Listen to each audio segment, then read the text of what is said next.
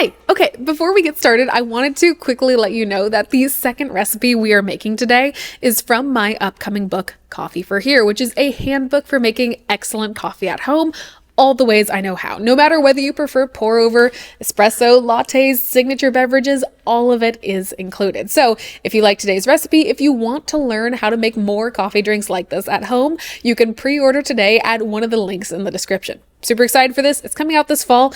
Without further ado, here is the main video. Goodbye!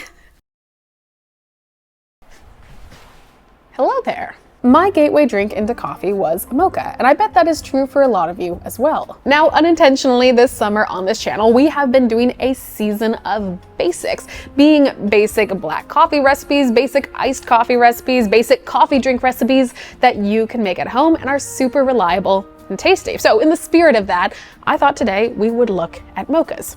Here's the plan. We're gonna first start off with the most no-fuss, easiest, no machine even mocha that you can make at home. We'll start there, and then I'm gonna show you how I make mochas at home. This is a little bit more complex recipe, but I still think it's very achievable at home. It will last you for a good long while, and it's absolutely delicious and worth your while. So that's the plan.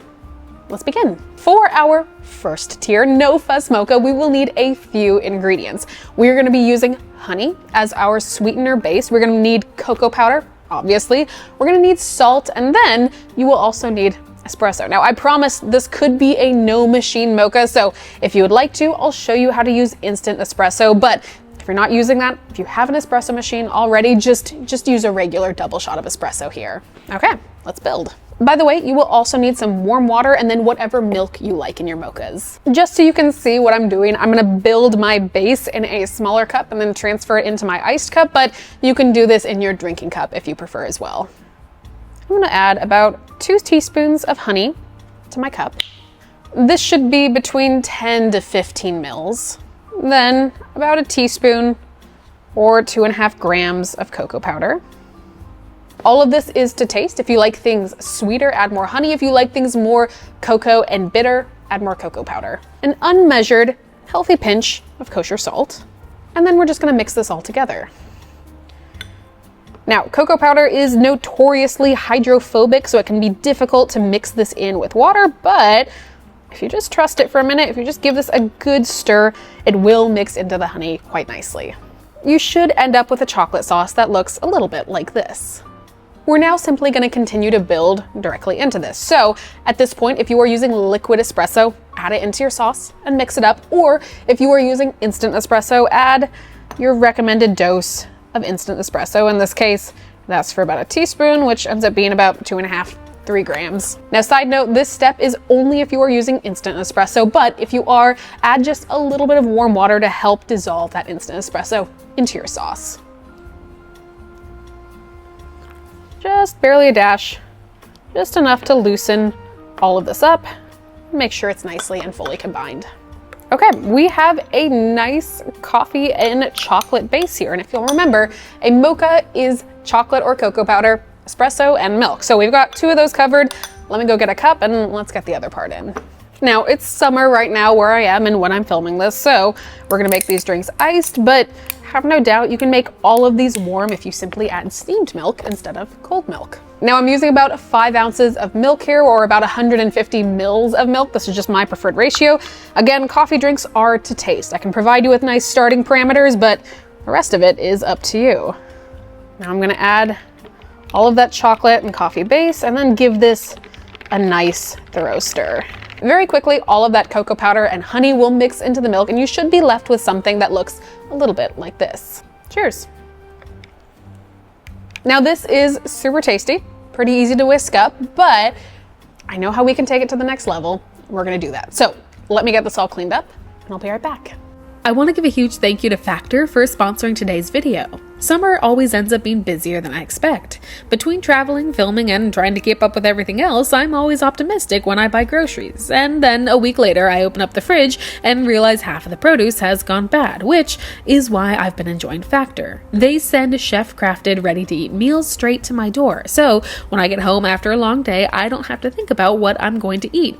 There's no meal planning, no prep, and no cleanup. Just heat it up and it's ready in a couple of minutes. I've also really liked that the meals are made with real real ingredients, balanced macros, and at least 2 vegetables in every meal. Some of my recent favorite meals are the vegetarian tamale bowl and Japanese tofu and sesame brown rice. Factor also released salads like this miso edamame tofu salad that are busy for the super busy days. So if you're ready to get started, head over to factor75.com or click the link below and use code MDCFB50 to get 50% off your first Factor box plus free breakfast for 1 year. That's code MDCFB50 at factor75.com to get 50% off plus free breakfast for 1 year.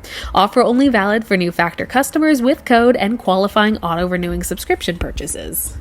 Okay, for our second version of a mocha, which truthfully is my favorite method, we're going to be starting by making a mocha sauce. So this is something that we'll make in a larger batch.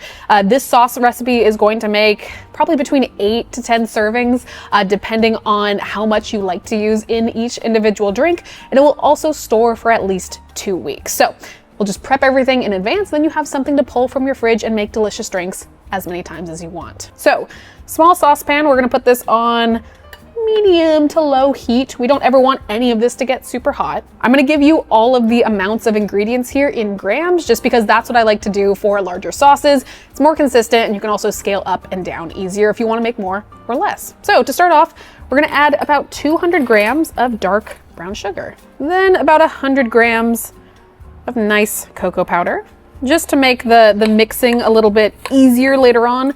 Sometimes I'll just give this an initial stir to start combining some of that sugar and cocoa powder because, as you remember, cocoa powder is hydrophobic and we are about to add water. So this is just saving us some stirring trouble down the road. Once that is semi-combined, we're then gonna add 150 grams of water. Water directly converts from grams to mils, so that's 150 mils of water. Now we just stir.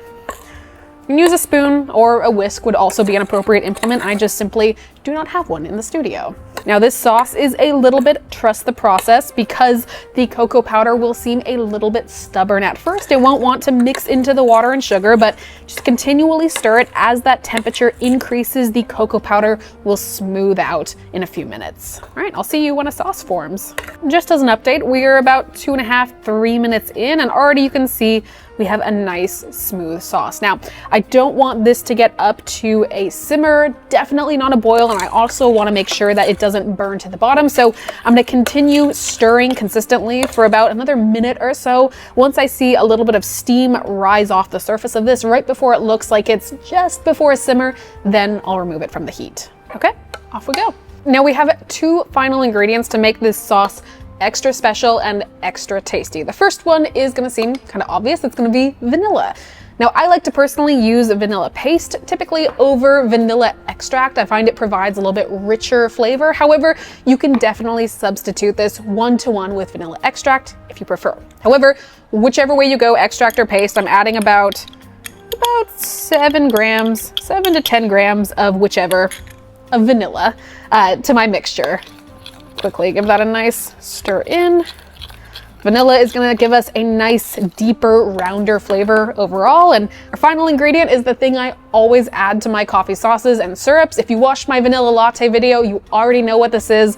This is about 4 grams of kosher salt. This is going to be a wonderful flavor glue for all of the coffee we'll be adding to this, to our chocolate. It's going to make our chocolate taste more chocolatey. It's going to make our coffee taste more mixed into our drink. It makes everything just a little bit better. Now, once those 2 ingredients are all mixed in, we are ready to transfer to our storage container.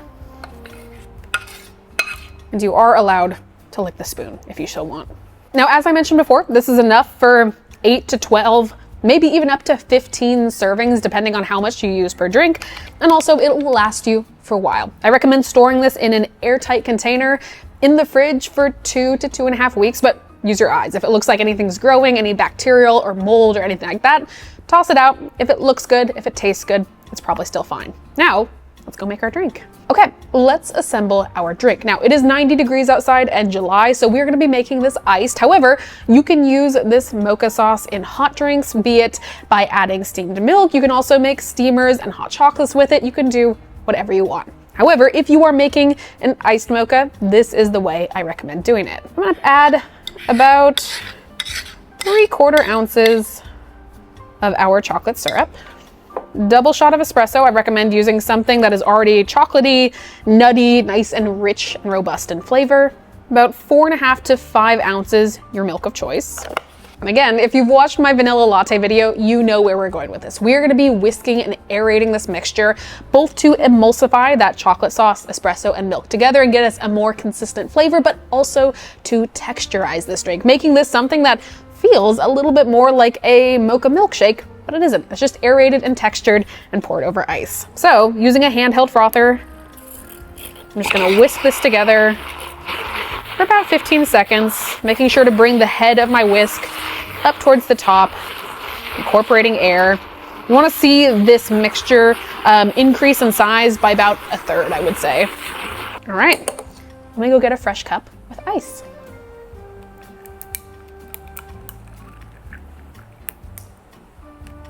Oh my gosh, I estimated that just perfectly for this cup. Now, I enjoy the more bitter flavor of cocoa powder, so I'm gonna dust this with just a little bit of cocoa powder on the top. I'm so excited. Cheers.